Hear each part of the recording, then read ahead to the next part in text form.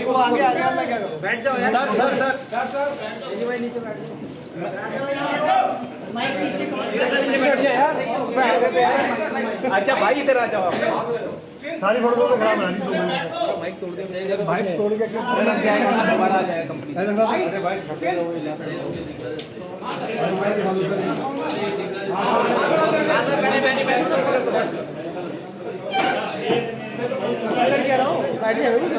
पीछे वाले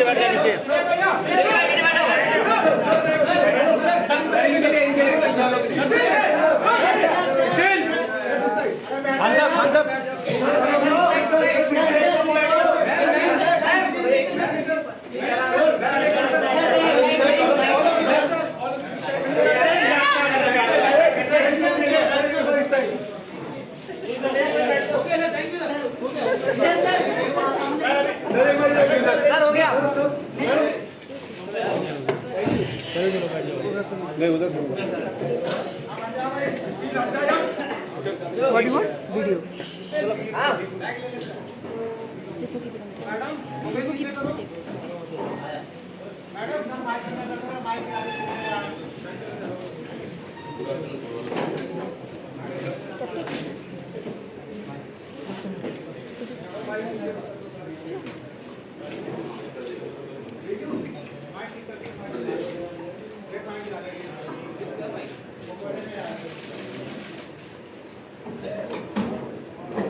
Good afternoon, all of you. Well, as you are aware, we have just released our manifesto. Probably one of the earliest national political parties to have released this manifesto. Our appeal to the people of India, to the electorate of India, is that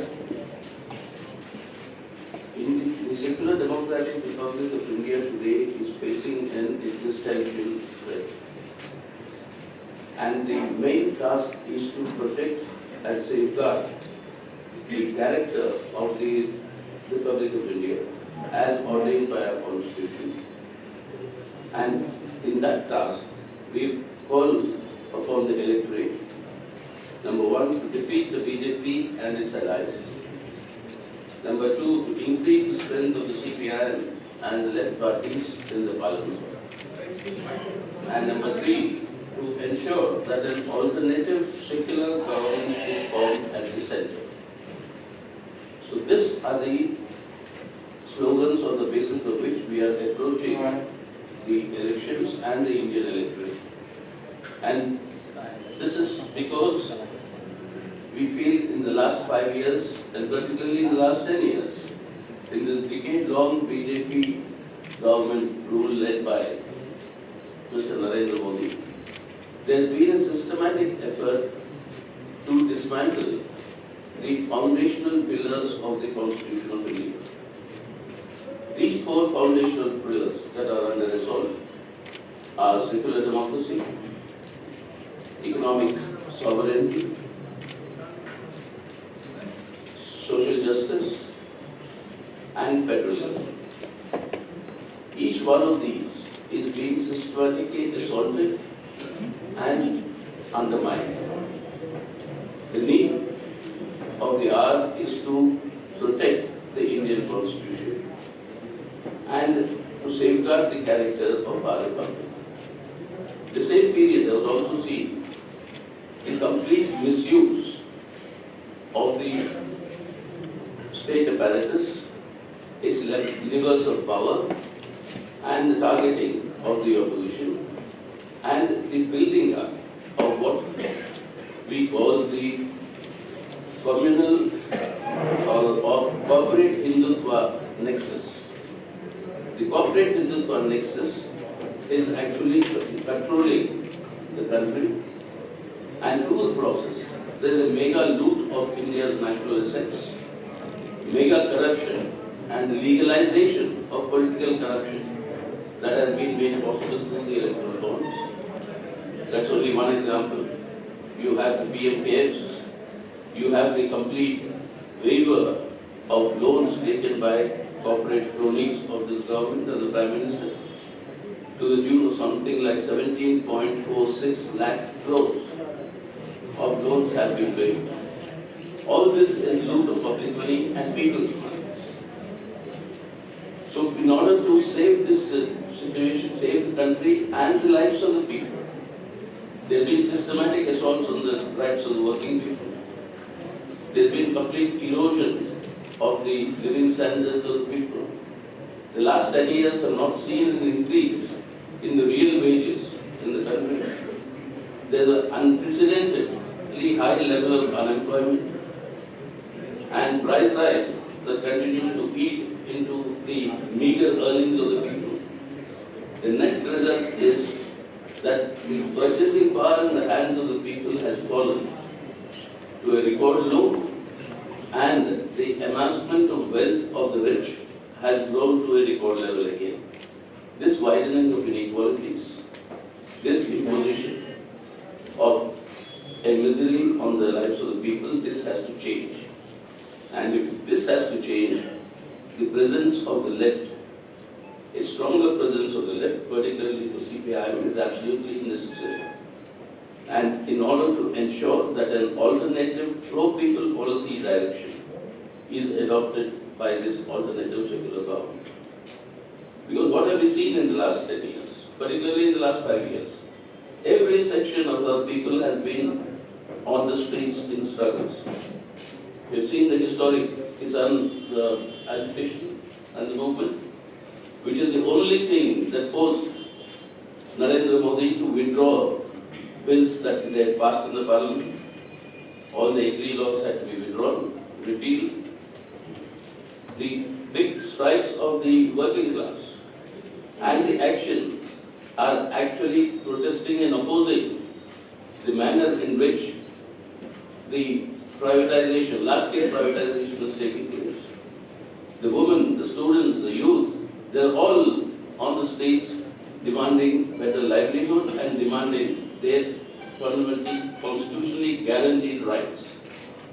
So in this situation, the presence of the left is very critical in the parliament.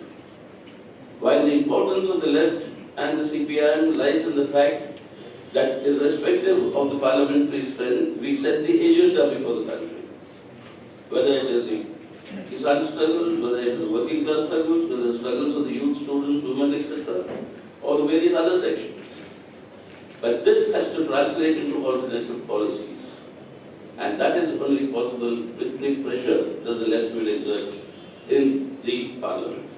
So our appeal to increase the strength of the CPIM and the left in the parliament, and to stop this loot of our national assets, and to end the most corrupt government independent of India has ever known, and to ensure that the Constitution of India prevails, and the central agencies and officers are not misused to target the opposition and its leaders and thereby undermine democracy in our country.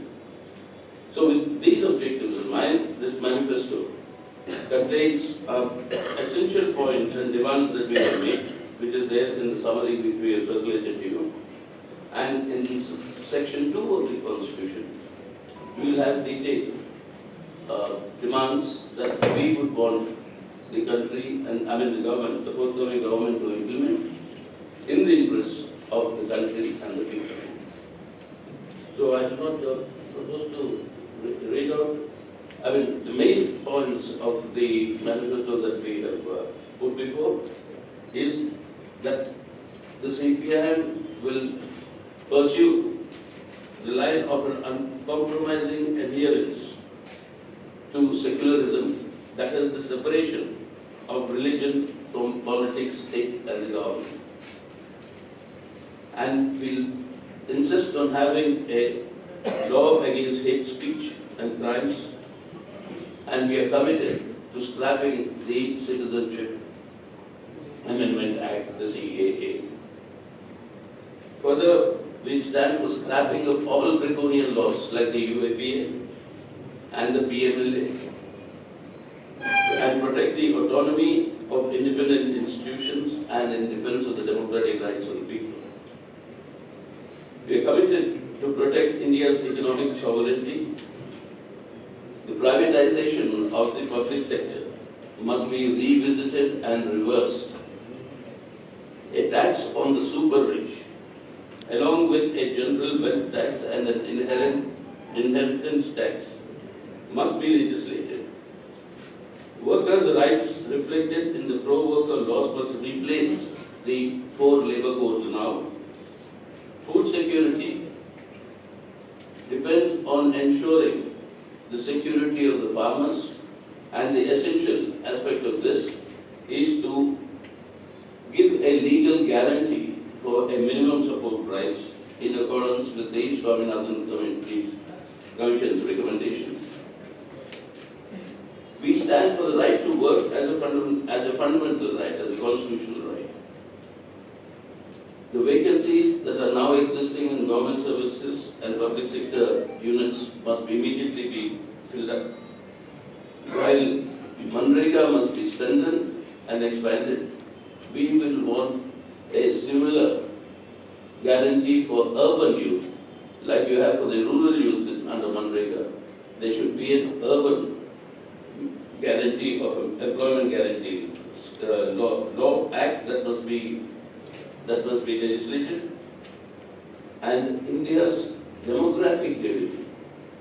Today we are one of the youngest countries in the world, and the degree of unemployment in our educated graduate youth is nearly 42%.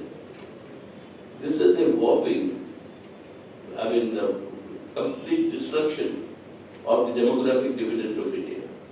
This youth, which should have been an asset in building a better India, is now being destroyed and rendered directionless, which has serious consequences for our society and the future. This has to change. The universal right to education and privatization of higher education will oppose that. And we would like at least 6% of our GDP to be earmarked for spending on education. And likewise, we would want the principle of federalism to be strengthened and the constitutional rights of the states, which have been thoroughly assaulted by this Modi government, that will have to be reversed, and at least 50% of all tax revenue collected by the center must be devolved to the states. Right now, the Finance Commission is talked of 42%, but in reality, it is not beyond 32%. It should be at least 50%. That is our demand. The reservations in the private sector must be legalized and enacted, and an OBC census must be conducted with the general census. That is long overdue now. 2021 census is not yet begun.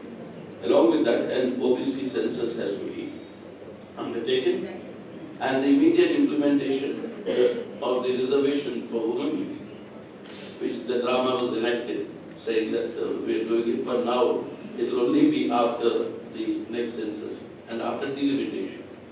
And that has been delayed. That has to be implemented immediately. And the delivery of justice for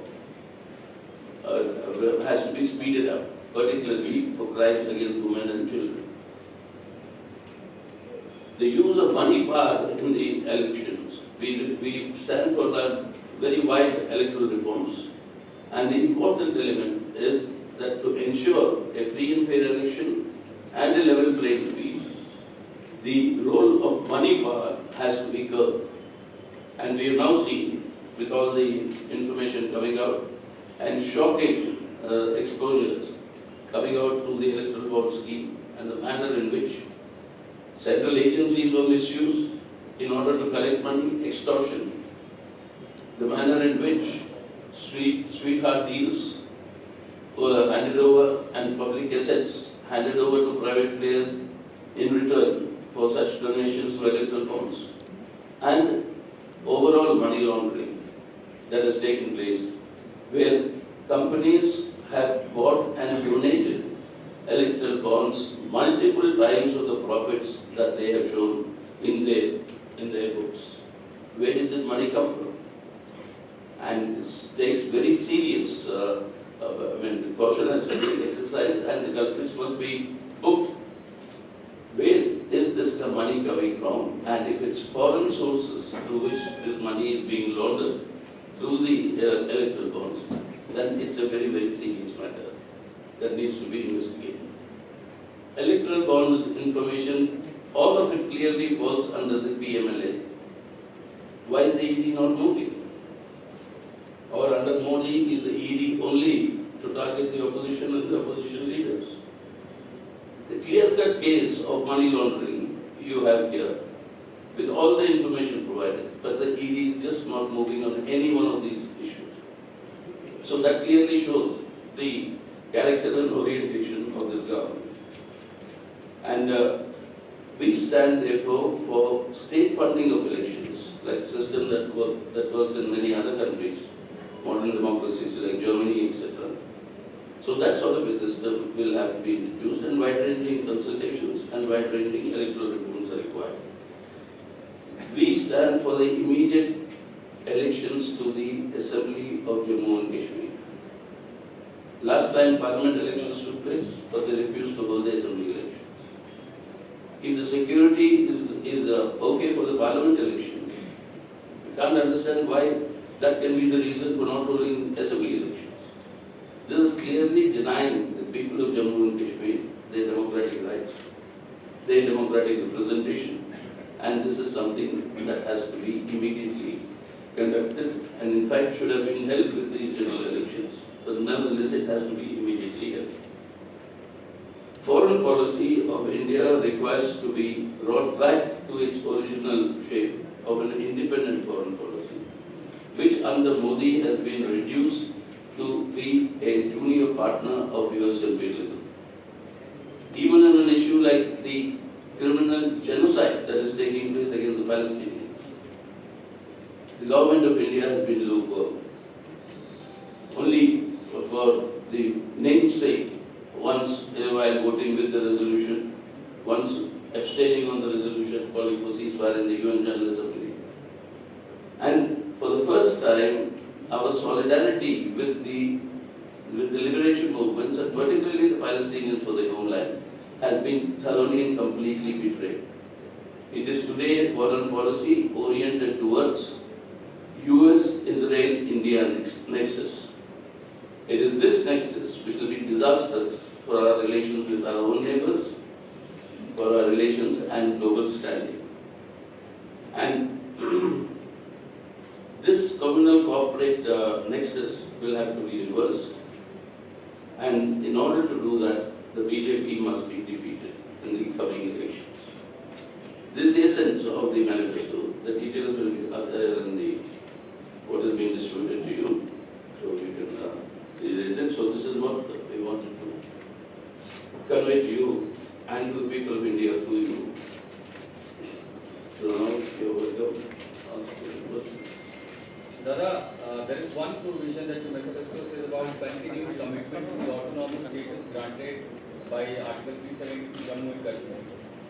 So some sort is supporting the Article 370. Are you also promising to restore the same status that has been abrogated by this government?